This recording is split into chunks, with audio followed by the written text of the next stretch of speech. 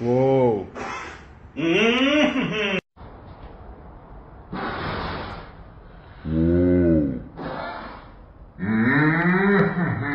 Eu sou o Iberê Francisco Tenório, tenho 31 anos e este é o Draw My Life, ou, em bom português, a minha vida em desenhos. Eu nasci em Sorocaba em 4 de dezembro de 1981, mas eu nasci lá só por uma questão de hospital. Logo que eu saí da maternidade, eu fui morar no meio do mato, numa casinha branca de madeira pequenininha, em Piedade. Piedade é uma cidade que fica no interior do estado de São Paulo, a mais ou menos uns 100 quilômetros da cidade de São Paulo. E eu sou o mais velho de uma verdadeira tribo de índios.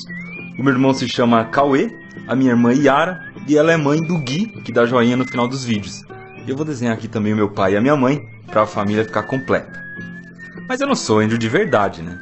Se bem que, quando eu era pequeno, o que eu mais gostava de fazer era andar no mato, subir na árvore e nadar num rio que tinha lá atrás da minha casa. E eu era uma criança muito curiosa. A minha mãe costumava dizer que eu gostava de ver com a mão. Uma vez eu achei um filhote de rato e queria saber se o rato mordia gente. E aí eu fui ver com a mão e adivinha só, rato morde gente. Uma outra vez meu primo comprou um coelho, daqueles coelhinhos bem branquinhos. E eu também queria saber se coelho mordia gente. Coelho morde. A última vez foi com a traíra. Pra quem não conhece, a traíra ela é um peixe de mais ou menos um palmo que tem uns dentes muito afiados. E é claro, traíra também morde gente. Mas tomar a mordida de bicho não era a única coisa que eu sabia fazer não. Eu também gostava de inventar coisas. No fundo da casa do meu avô tinha um quartinho cheio de ferramentas e algumas ficavam ali penduradas na parede. Ali era um dos lugares que eu mais gostava de ir quando era pequeno. Mas a casa do meu avô era muito longe. Para minha sorte, meu pai também tinha um quartinho. E nesse quartinho também tinha uma parede de madeira cheia de ferramentas. E era ali que eu fazia os meus planos mirabolantes. Uma geringonça muito louca que eu inventei quando eu tinha uns 9 anos era um aquecedor de cabanas. Eu acendi uma fogueira dentro de um buraco e fiz um encanamento pro ar quente e dentro de uma cabana de bambu que eu tinha construído.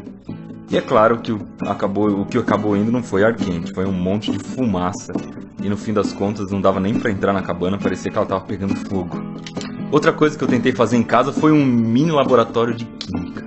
Eu peguei uma tábua, construí uma mesinha e coloquei vários vidrinhos em cima. E como eu queria descontaminar o meu balcãozinho, e eu não queria pedir álcool pra minha mãe, eu peguei uma garrafa de cachaça que meu pai tinha jogado fora, não me lembro porquê. E aí eu desinfetei todo o meu laboratório com pinga. E aí quando minha mãe percebeu o cheiro, eu tive que lavar o laboratório inteiro com muita água e sabão. Mas algumas vezes as coisas que eu inventava davam certo. O que mais fez sucesso era um negócio que a gente chamava de teleférico. Era uma corda amarrada numa árvore bem alta e na outra árvore que ficava lá embaixo. E no meio da corda tinha um pedaço de cano solto. Então a gente subia na árvore e descia escorregando muito rápido, pendurado no cano. O brinquedo fez tanto sucesso que tinha gente que ia lá em casa só pra descer no teleférico. E depois, quando eu cresci, é claro, descobri que aquele negócio já tinha sido inventado muito antes, que se chamava tirolesa. Mas chegou uma hora que eu comecei a crescer, e quando eu tinha 14 anos eu decidi que queria trabalhar com computador. Porque lá em casa a gente tinha um 486, quem lembra desse computador aí foi um clássico dos anos 90, e eu gostava muito de programar. Aí eu fiz uma prova e fui fazer o colegial técnico em processamento de dados em Sorocaba, que era a cidade onde eu tinha nascido e ficava a uns 30 quilômetros de Piedade. Eu fui estudar à noite e para ganhar algum dinheirinho eu resolvi que ia plantar rabanetes. Eu plantei uns 16 canteiros de rabanete, a plantação ficou bem bonita, bem viçosa, os rabanetes bem vermelhos. Mas quando eu vendi, o preço estava muito baixo e mal deu para pagar a semente. Depois desse fiasco, alguns amigos montaram um bar e eu fui ser garçom num bar de rock, o Cavern Club Bar. Só que eu era muito tímido, não curtia muito ser garçom não, e a minha sorte foi que o Cavern faliu em menos de um ano. A minha próxima profissão foi ser entalhador de placas de madeira com meu pai. Todo sábado a gente pegava a nossa caravan velha e ia pra Ibiúna vender placa de madeira na beira da estrada. E durante a semana a gente entalhava as placas que tinha vendido. Mas foi aí que chegaram os meus 17 anos. E quando a gente tem 17 anos é hora de fazer algumas escolhas. E a minha escolha não foi mexer com computador não, que era o que eu estava estudando. Eu queria uma vida com mais aventuras. E eu decidi que queria ser jornalista. Só que não tinha dinheiro para pagar uma faculdade. E a minha única opção era fazer uma faculdade pública. E a única faculdade pública perto de Piedade era a USP, a Universidade de São Paulo. O problema é que entre mim e a USP tinha um muro. E esse muro se chamava FUVEST, o vestibular da USP. E o curso de jornalismo era um dos mais concorridos da USP. Ou seja, esse muro era muito alto. De cada 60 pessoas que prestavam vestibular de jornalismo na USP, só uma passava. E o meu desafio era ser essa pessoa. Aí eu mudei para a cidade, fui morar na casa da minha tia, arrumei um emprego de auxiliar de escritório em uma loja de adubo e comecei a estudar para valer. Meu primeiro vestibular foi em 2000 e eu não passei nem para a segunda fase. Aí, com o dinheiro que eu tinha guardado trabalhando na loja de adubo, eu comecei a fazer cursinho. E eu estudei muito, fui bem na primeira fase e na FUVEST de 2001 eu fiquei em 53º lugar em jornalismo. Só que o jornalismo tinha só 50 vagas. E depois entraram mais 2 pessoas da fila de espera. Ou seja, eu fui o primeiro lugar dos desclassificados. O pior é que meu dinheiro tinha acabado e eu tive que começar a estudar sozinho. Aí eu me trancava no quarto, começava a estudar às 9 da manhã e parava só às 9 da noite. E foi aí que eu comecei a gostar de 2 matérias meio esquisitas, mas que eram muito interessantes. Uma se chamava Química e a outra se chamava Física.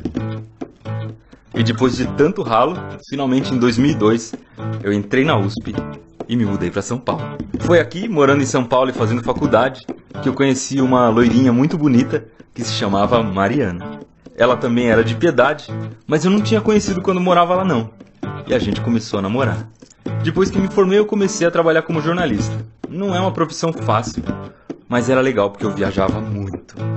Eu cheguei aí de iate para Ilha de Caras, de veleiro para Fernando de Noronha, de teco-teco para o interior do Pará e até atravessei 900 quilômetros da Amazônia de moto. Não acredita? O link da minha reportagem tá aqui embaixo. Mas enquanto eu morava aqui na cidade grande e trabalhava que nem um maluco na redação, eu não conseguia me esquecer do teleférico, das cabanas, das mordidas que eu tinha levado e nem das coisas legais que eu tinha aprendido enquanto estudava trancado no quarto. Eu precisava ensinar tudo aquilo para alguém. E aí, em 2008, no mesmo ano em que eu casei com a Mari, a gente começou a emprestar umas câmeras de uns amigos e filmar alguns vídeos bem simplesinhos, onde ensinava a fazer nó, fazer mágicas, fazer brinquedos e até de vez em quando ensinava a fazer algumas experiências de ciências. E a gente chamou aquilo ali de Manual do Mundo. Aos pouquinhos as pessoas começaram a gostar, quem era criança queria aprender, quem era mais velho lembrava das coisas que já sabia e aprendia um pouquinho também. E foi assim, gravando mais de 400 vídeos, que eu consegui montar e trabalhar muito feliz dentro do meu próprio quartinho, cheio de ferramentas penduradas na parede. O meu vô já morreu, mas eu peguei algumas ferramentas bem antigas dele, algumas que hoje em dia nem são usadas mais, e deixei penduradas ali no meu painel, para quando eu tiver os meus filhos com a Mari, eu lembrar de dizer para eles que as pessoas às vezes vão embora, mas o que elas ensinam fica com a gente, para sempre.